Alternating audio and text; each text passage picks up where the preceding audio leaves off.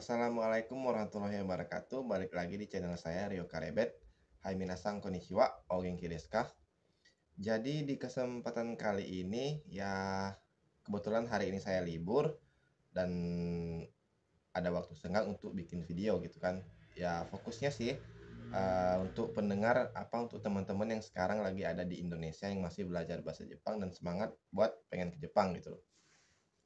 Apa sih perbedaan dari program Gino Jisuse atau pemagang dengan yang sering disebut Special Skill Worker atau Tokute Gino? Nah, mungkin kalian minasang bingung kan yang pengen ke Jepang tuh pengen ngambil Gino Jisuse atau pengen ngambil Tokute Gino. Sebenarnya sih dua-duanya itu sama gitu loh, sama-sama ke Jepang gitu kan, sama-sama kerja di Jepang. Meskipun yang dikatakan itu Gino Jisuse itu pemagang, tapi tetap saja ya sampai di Jepangnya itu ekspektasi orang Jepang itu kita itu bukan sebagai bekerja sambil belajar sambil kerja gitu loh. Kita itu tetap dianggap sebagai pekerja dan digaji gitu loh. Bukan hanya sekedar ibaratnya melihat dan belajar gitu loh untuk bisa menerapkan ilmu yang kita dapat di Indonesia. Tapi malah sebaliknya, kita itu bertanya-tanya, kenapa sih saya ini harus bisa ini, saya harus bisa itu, orang Jepang menuntut saya harus bisa ini, bisa itu. Sedangkan saya ini adalah Ginnoji Susei, pemagang gitu kan yang ibaratnya kalau dalam bahasa Indonesia itu belajar lah gitu lah. Tapi apa boleh buat ya buat orang-orang yang teman-teman pemagang yang udah ada di Jepang gitu loh. Nah, buat teman-teman yang ada di Indonesia yang masih bingung nih, perbedaan Gino Jisuse dan Tokute Gino. Nah, saya akan menjelaskannya kepada teman-teman semua. Kita sambil ngerokok dulu biar ceritanya enak.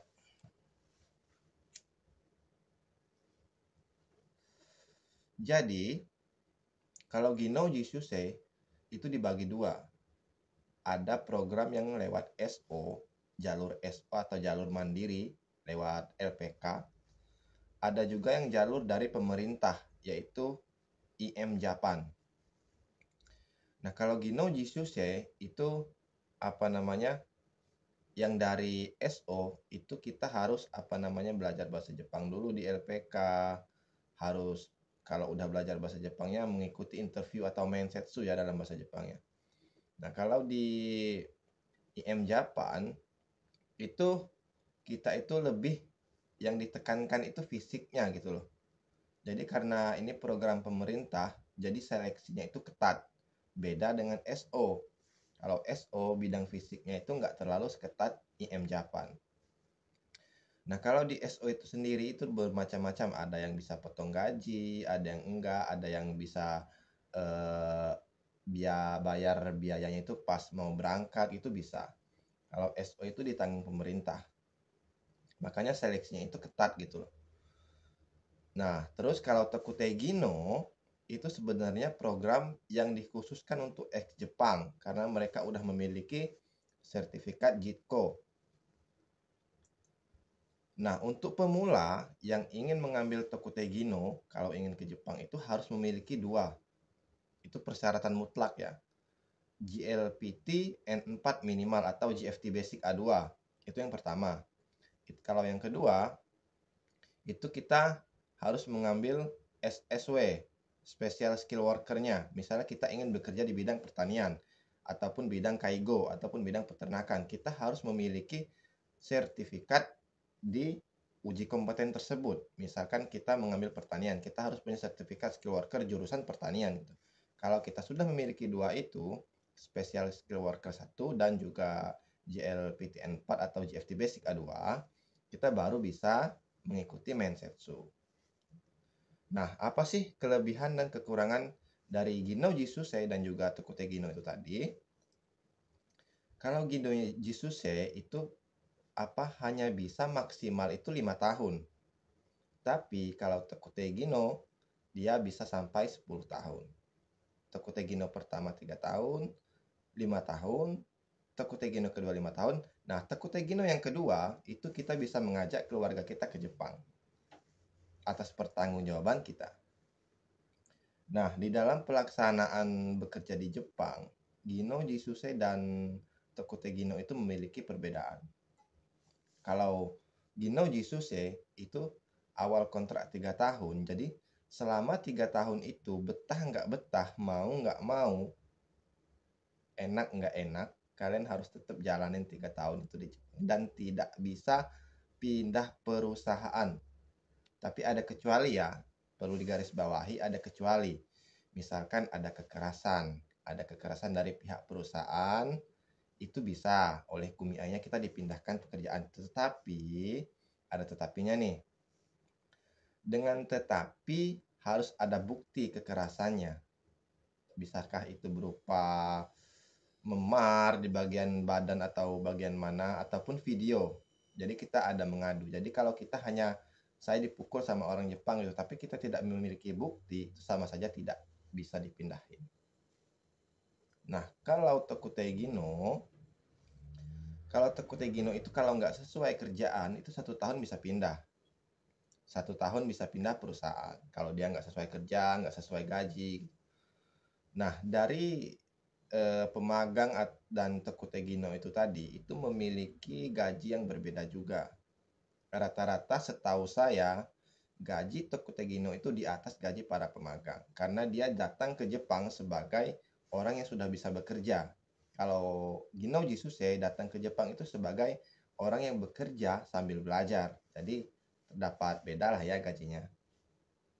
Nah, untuk para minasang yang masih bingung untuk memilih Gino Jisuse atau mengambil Tokutei Gino, itu saya pribadi nih ya, tergantung minasang semua pengen yang mana.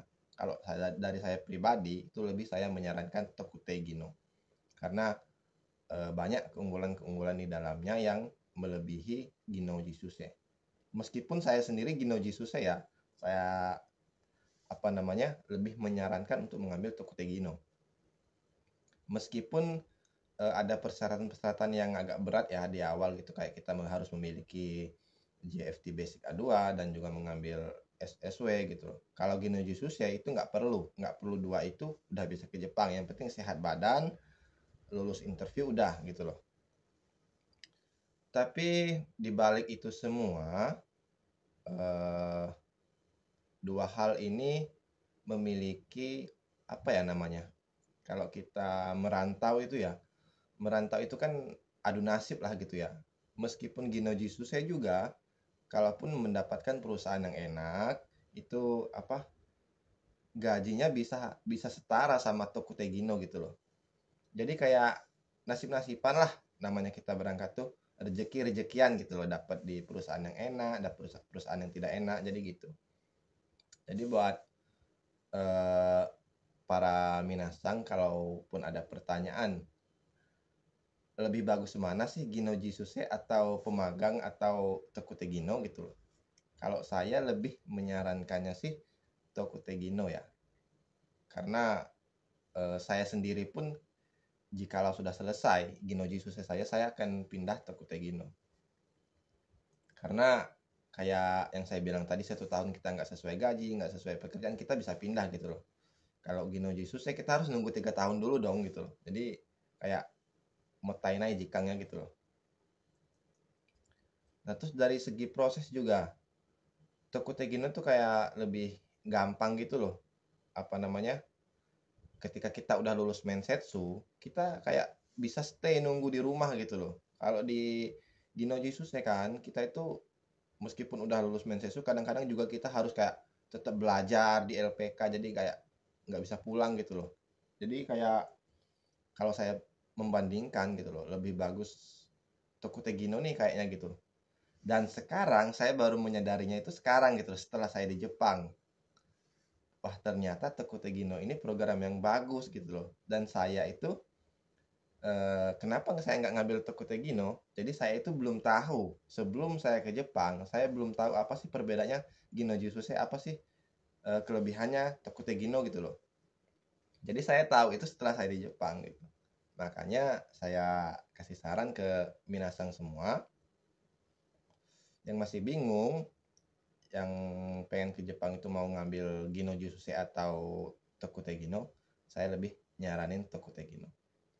Ya mungkin itu aja dulu penjelasan dari saya.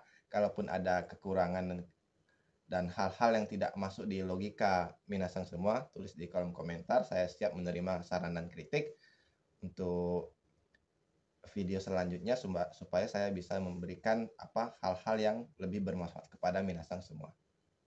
Hai, domo arigatou gozaimashita.